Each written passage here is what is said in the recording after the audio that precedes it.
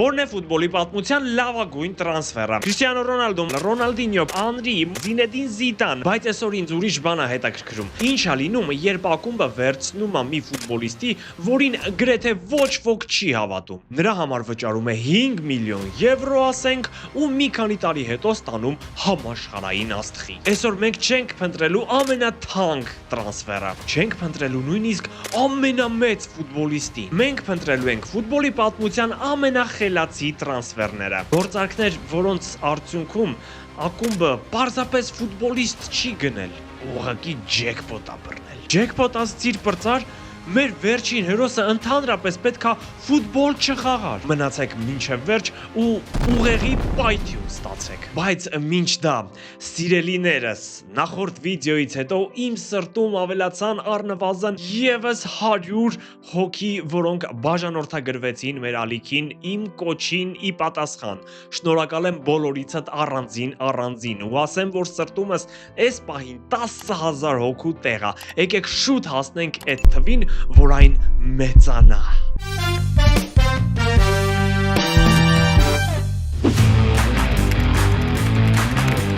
2010 թվական Դորտմունդը դեռ այն Դորտմունդը չէր, որը մի քանի տարի հետո ամբողջ եվրոպական ֆուտբոլի գլխին փորձանք էր դառնալու։ Յուրգեն Կլոպը թիմ էր կառուցում քարը քարի վրա դնելով։ Այդ քարերից մեկը Լեհաստանում էր խաղում 21-ամյա Ռոբերտ Լևանդովսկին։ Այսօրվա աչքով իհարկե կարելի է ասել, բա ոնց պետք է առնեին այդ ադամանդին։ Բայց 2010-ին նա ընդամենը հրաբխային ապար էր, որի արժեքը շատ քիչ էր, նրան ոչ ոք չգիտեր։ Հայրենիքում նրան շատ լավ էին տաշել, իսկ ինչ է դա նշանակում, Գլոբ? Տաշած քարը գետնին չի մնում։ Ապացույցներ էլ կան, պարոն Գլոբ։ Նորը մտա տուն, տենամ տաշումը։ Լեհական Լեխը նրա համար ստացավ 4.75 միլիոն եվրո։ Այսօրվա ֆուտբոլում նման թվով երևի Ռոնալդոն անդրավարտիկ է կարում ու բաժանում կարիքավորների։ Չնայած տաշվածության բարձր մակարդակի, Լևայի առաջին մրցաշրջանը հաջող չէր։ Նա նույնիսկ հիմնական կազմում տեղ չուներ, բայց հետո սկսվեց։ Դորտմունդի Բորուսիան 2 անգամ անընդմեջ դարձավ Գերմանիայի չեմպիոն։ Հասավ Չեմպիոնների լիգայի եզրափակիչ, իսկ Լևանդովսկին աստիճանաբար դարձավ Եվրոպայի լավագույն արձակվողներից։ Հատկապես մի երեկոյից հետո, երբ նա 4 գոլ ուղարկեց Մադրիդի Ռեալի դարպաս, մեկ խաղում 4 գոլ, 4.75 միլիոն արժողությամբ այդ տղան։ Իհարկե Բորուսիան նման տաղանդին չէր կարող պահել իր շարքերում շատ երկար ժամանակ, ավելի վատ է, որ նա հեռացավ ազատ գործակալի կարգավիճակում, բայց իհարկե այստեղ նրա բերած օգուտը ակումբին շատ ավելին է, քան տրանսֆերային գինը։ Ու եթե հենց հիմա ձեզ ասեին 4.75 միլիոն տվեք ու խաղացողի կստանաք, որը կօգնի, կանի ամեն ինչ, որ դուք 2 անգամ չեմպիոն դառնաք, հասնեք Չեմպիոնների լիգայի եզրափակիչ, արդյոք կմտածեիք։ Ես որ մի անգամից պայմանագիրը կստորագրեի, իսկ Լեգիա Վարշավան չստորագրեց։ Յո, ես դու Լևայի մասին բաներ գիտես։ Ճիշտ է, ինքը Ռեալին շատ է տխրեցրել, բայց չնկատել նրա կամքը չի կարելի։ 16 տարեկանում հոր մահից հետո ծնկի ծանր վնասվածք է ստանում, ակումբը նրան պայմանագիր չի առաջարկում, ու Լևան ստիպված կարիերան վերսկսում է 3-րդ դիվիզիոնում։ Դե ինչ եղավ հետո շատ հուզիչ էր, ու իրականում հուզվեցինք, որովհետև հենց հայրն էր, որ ամեն օր նրան տանում էր մարզման ծախսում ժամեր այդ ընթացքում, որպեսզի տղան դառնա պրոֆեսիոնալ ֆուտբոլիստ։ Ցավոք նա կյանքում չտեսավ, բայց ինչպես ասում է Լևան, նա երկնքից հաստատ տեսել ու ուրախացել է։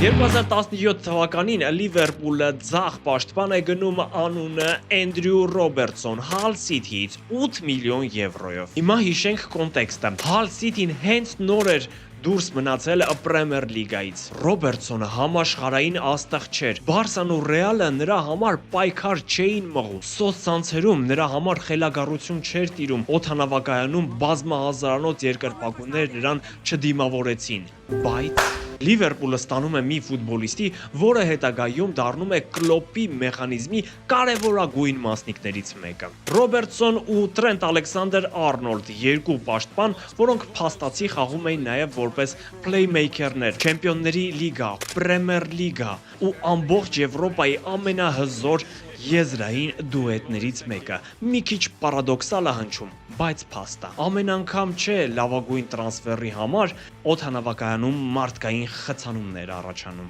Երբեմն լավագույն տրանսֆերի համար մարդիկ հարցնում են՝ կներեք, իսկ նա ով է։ Իսկ ոչինչ, որ նա յուբկա է հագնում։ Ես էլ մտածում էի, խելքդ գլուխդ ես հավաքել։ Նա շոտլանդացի է ու շոտլանդական պրիմերայից 20 տարեկանում հեռացել ու եկել է Hull City, որտեղ 3 տարի անցկացնելուց հետո այդ турբուլենտ թիմում, որը չէր հասկանում Պրեմիեր լիգայում թե Չեմպիոնշիփում, նա կարողացավ իրեն լավագույն կողմերով դրսևորել ու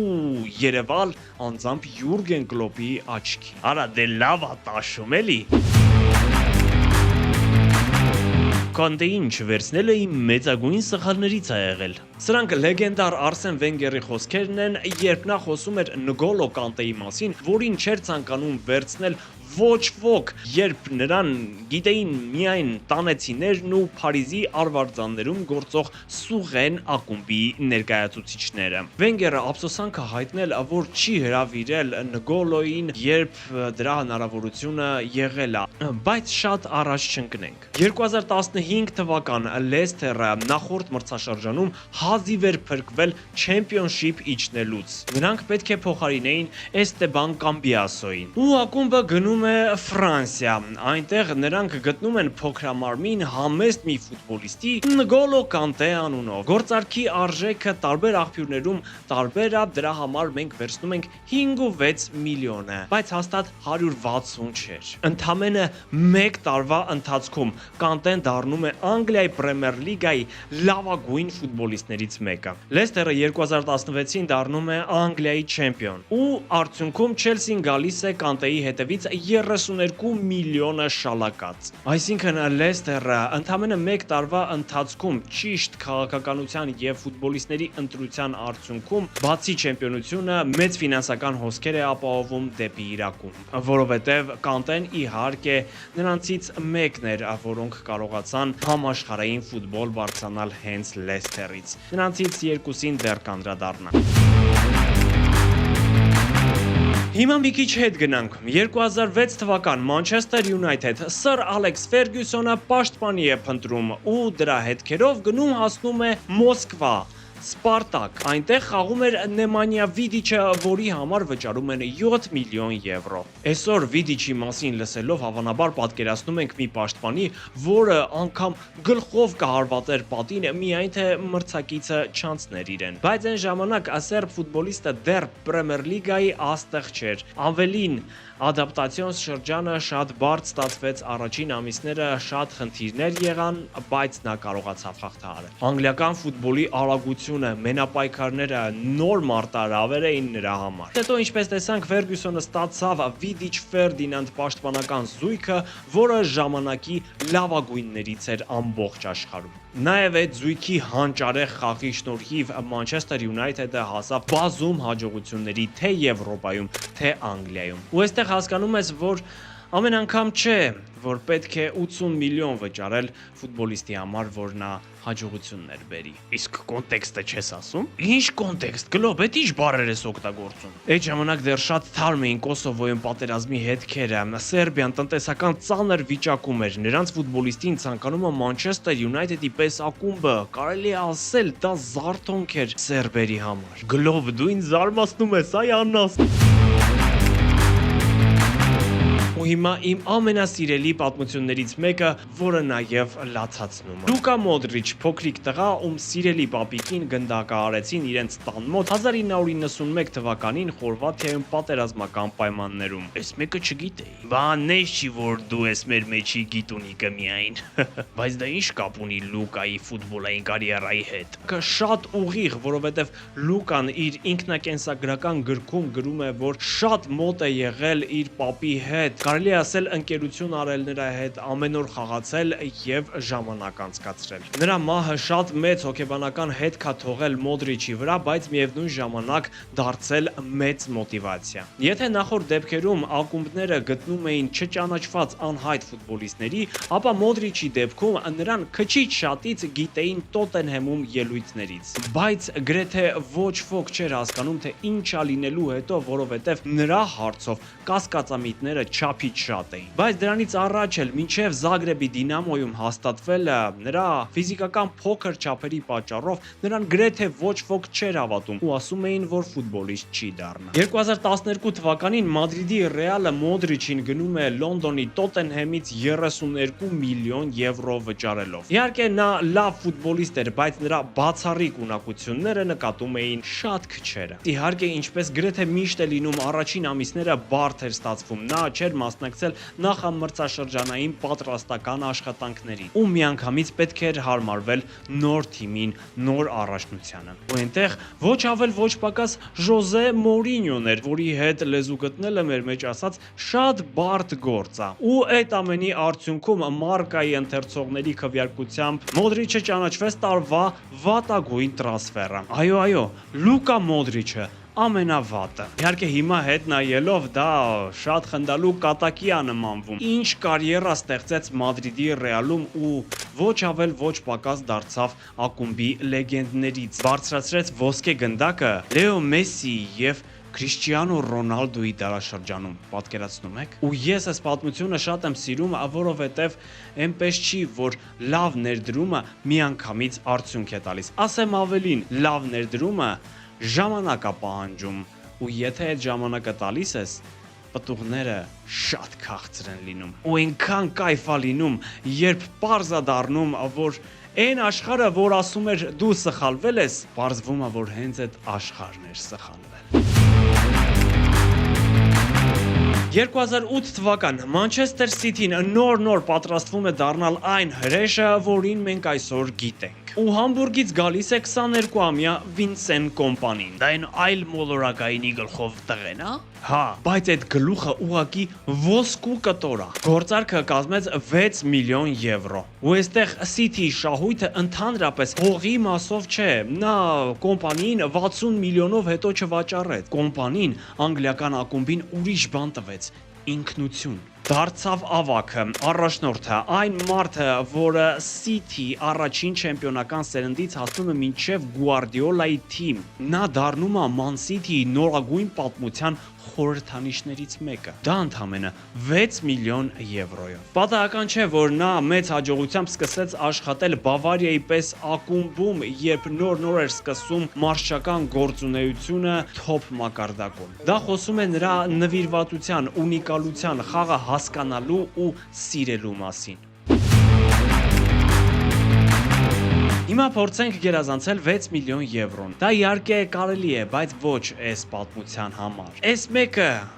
ընդհանրապես փողի մասին չի։ 2011 թվական Միլանը որոշում է չէր կարաձգել Անդրեա Պիրլոյի պայմանագիրը։ Նա արդեն 32 տարեկան էր, տպավորություն էր, որ նրա լավագույն տարիներն արդեն հետևում։ Դե եթե Միլանը որոշում է իր լավագույն ֆուտբոլիստներից մեկին բաց թողնել անգամ 32 տարեկանում, ապա կգտնվի ինչ-որ միտեղ, ինչ-որ մի Յուվենտուս, որը կասի, դե եթե դուք չեք ուզում, մենք կվերցնենք։ Իսկ տրանսֆերային արժեքը 0։ Լուրջ դու ուզում ես ասես, որ 32 տարեկան ծերուկի տրանսֆեր ես ներկայացնելու։ Հա,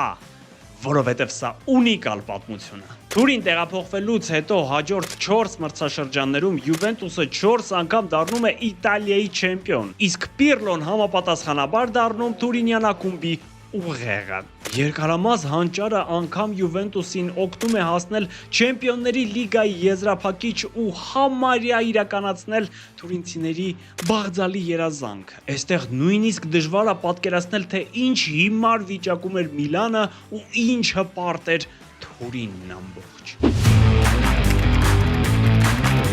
2012 թվական Ջեյմի Վարդի 25 տարեկան խաղում է Ֆլիտվուդ Թաունում, Անգլիայի ոչ պրոֆեսիոնալ չճանաչված ինչ-որ սիրողական լիգայում։ Ու Լեսթերը բռնում վճարում է 1 միլիոն եվրո մի ֆուտբոլիստի համար, որը նախկին դատվածություն ուներ, չէր կարողանում տնից երկար ու շատ մեծ հեռավորությամբ բացակայել։ Չէր փայլում իր կարգապահությամբ եւ սպորտային կարգ ու կանոնի վերաբերյալ բոլոր նորմերը նա կարելի ասել ծալում եւ դնում էր գրպան։ Այդպիսի ֆուտբոլիստի համար անգամ այդ գումարը չափազանցված էին համարում ֆուտբոլային փորձագետները։ Ու այստեղ ընդհանրապես թանգի ու էժանի հարցը չէր։ Լեսթերը գնում էր շատ մեծ ռիսկի նման ֆուտբոլիստի հրավիրելով, որը բարձրակարգ ֆուտբոլ խաղալու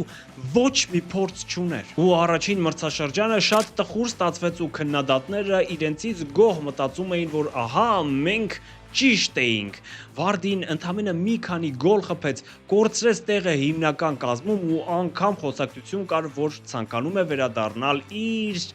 ետնախորշերը։ Բայց այստեղ գլուխ բարձրացրեց Վարդիի սերը ֆուտբոլի հանդեպ, նրա համառությունը եւ բոլոր կանոնները ջարդ ու փշուր անելու ունակությունը։ Այդ նույն մարդը, որը գալիս էր չճանաչված լիգաների, խաղում էր բակային ֆուտբոլ, մի օր կանգնեց ֆուտբոլի պատմության ամենաանհավանական պատմություններից մեկի կենտրոնում ուղիղ։ Երբ Լեսթերը 16 թվականին դարձավ Անգլիայի չեմպիոն, Վարդին խփեց 24 գոլ, նվաճեց ոսկե խաղակոշիկը, նա այդ մրցաշրջանում անընդմեջ 11 խաղում գոլի հեղինակ դարձավ ու թարմացրեց ռեկորդը, կարծեմ Ուեյն Ռունիի, եթե սխալվում եմ ուղեք խնդրում եմ։ Այստեղ կնշեի նաև Մարեզին, որին Լեսթերը ձեռք էր բերել ընդամենը 400,000 եվրոյով, բայց վաճառեց Սիթիին ավելի քան 100 անգամ ավելի թանկ։ Այսպես որ խորանանք, կխորանանք։ 2017 թվականին Ռոմայից Լիվերպուլ է տեղափոխվում Մոհամեդ Սալահը 42 միլիոն եվրոյի դիմաց։ Այդ ժամանակ դա էժան տրանսֆեր չէր համարվում։ Ավելին, շատերը ասում էին, էս Սալահը չի, որ Չելսիում չստացվեց։ Լոնդոնի Չելսիում արդեն ունեցած վատ փորձը նրան ստիպել էր տեղափոխվել Իտալիա, Ռոմա, որտեղ նա կարողացել էր կարգավորել կարիերան, բայց Պրեմիեր լիգա վերադարձը արդյոք արդարացված էր։ Լիվերպուլը տեսավ այն, ինչ ուրիշները չտեսան։ Սալահը եկավ Լիվերպուլ ոչ թե որպես գերաստղ, այլ կարելի ասել խոստումնալից ֆուտբոլիստ։ Արդյունքում ստացան ոչ ավել ոչ պակաս ակումբի լեգենդի։ Եթե օրինակ Վարդի կամ Լևանդովսկիի դեպքում ակումբները կարողացան թաքնված տաղանդի գտնել, ապա Սալահի պատմությունը հենց դրանով է առանձնահատուկ, որովհետև նա թաքնված տաղանդ չէր, պարզապես մարդիկ մեկ անգամ արդեն սխալ եզրակացություն էին արել։ Խելացի տրանսֆերի համար պետք է տեսնել այն, ինչ ուրիշները չեն տեսնում։ Երբեմն պետք է պարզապես չհավատալ այն ամենին, ինչ ուրիշներն են արդեն որոշել։ Այս պատմության մեջ գումարը ընդհանրապես կապ չունի։ Պիտեր Կրաուչ, 2 մետրից ավելի հասակ, երկար ձեռքեր, երկար ոտքեր, ու երբ երիտասարդ Կրաուչին տեսնում էիր անգլիական դաշտերում, ամենավերջին բանը, որ կմտածեիր, դա այն էր, որ նա իրոք ֆուտբոլիստ է։ Նրա ամբողջ կարիերան անցել է պայքարի մեջ, ինքն իր դեմ պայքարի, բայց սա մեր թեմայի մեջ չի։ Ճիշտ է։ Կրաուչի պես ֆուտբոլիստների, այն ֆուտբոլիստների, որոնք չպետքա դառնային ֆուտբոլիստ, առանձին վիդեո կանենք, եթե կողմ եք գրեք։ Եթե մարդը անում է իր գործը ու անընդհատ կատարելագործվում, ապա մի օր հաստատ մի սկաուտ կգտնվի ու կասի՝ դու ինձ պետք ես։